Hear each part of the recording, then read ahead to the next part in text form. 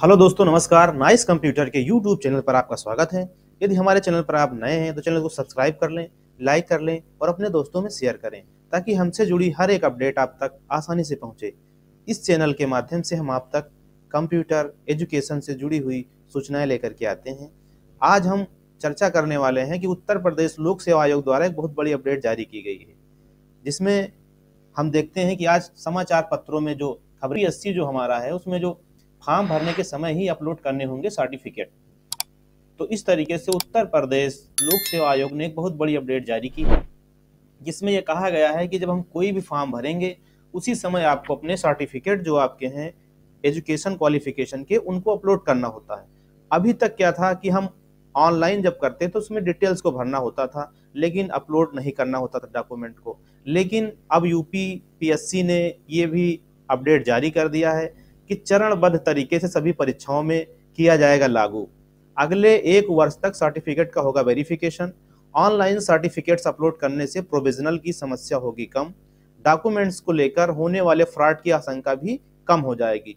जरूरतमंद अभ्यर्थियों के लिए बढ़ेंगे मौके।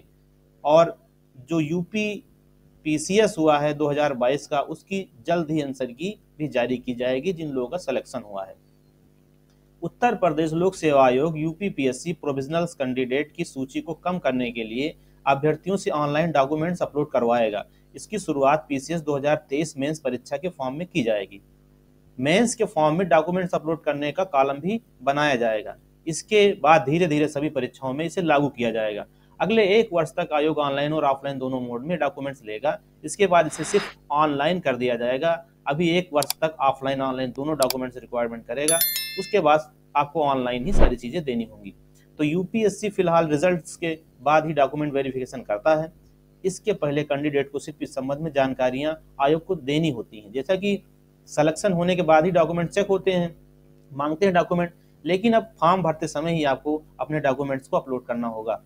वहीं जो पीसीएस परीक्षा की बात करें तो इंटरव्यू के समय ही डॉक्यूमेंट वेरिफिकेशन होता है। कई बार इंटरव्यू के समय अभ्यर्थियों के पास भी डॉक्यूमेंट्स मौजूद नहीं होते हैं। ऐसे में चयन के बाद उन्हें डॉक्यूमेंट जमा करने के लिए समय दिया जाता है। ऐसे कैंडिडेट्स का चयन प्रोविजनल कैंडिडेट के रूप में होता है।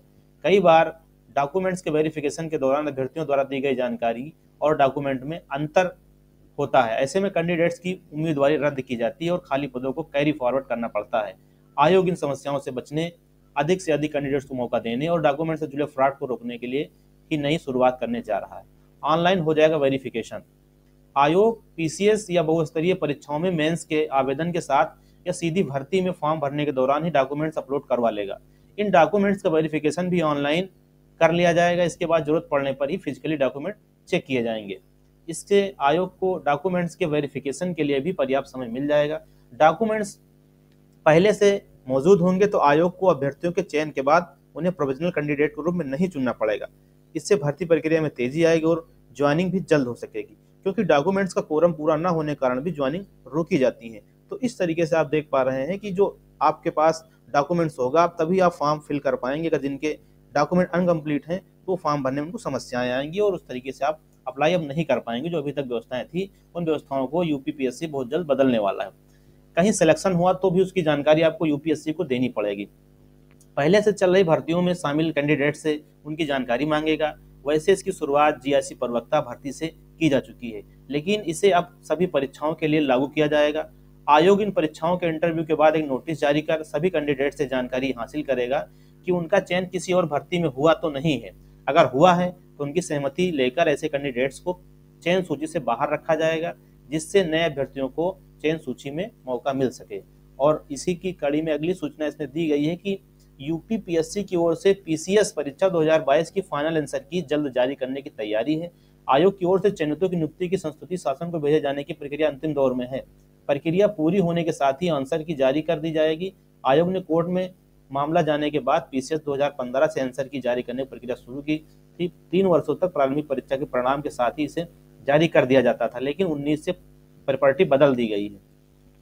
तो ये थी आपके लिए यूपीपीएससी से जुड़ी बड़ी अपडेट। एक दूसरी सूचना है कि 1 मई से फर्जी कॉल और मैसेज पर रोक हो जाएगी। हर एक नए महीने की नई शुरुआत पे कुछ न कुछ अपडेट आते रहते हैं। उसी में 1 मई से जो फर्जी कॉल व मैसेज आपके मोबाइल पर आते हैं उन पर रोक लग जाएगी। हर महीने की पहली तारीख को कई नियम बदलते हैं जिनका सीधा असर आम जनता पर पड़ता है। इसी क्रम में मई महीने से भी कई बड़े बदलाव होने जा रहे हैं। इनमें सबसे बड़ा बदलाव फर्जी फोन कॉल और मैसेज को लेकर है। भारतीय दूरसंचार नियामक प्राधिकरण ट्राई ने बीते महीने फोन कंपनियों को उनके फोन कॉल और मैसेज सेवाओं को स्पैम फिल्टर स्थापित करने के निर्देश जारी किए थे। बताया जा रहा है कि ये फिल्टर फोन कंपनियों के ग्राहकों को फर्जी कॉल, मैसेज ये सब रोकने की व्यवस्थाएं दी गई हैं। नए नियम के मुताबिक कंपनियों को 1 मई 2023 से पहले फिल्टर लगाना होगा।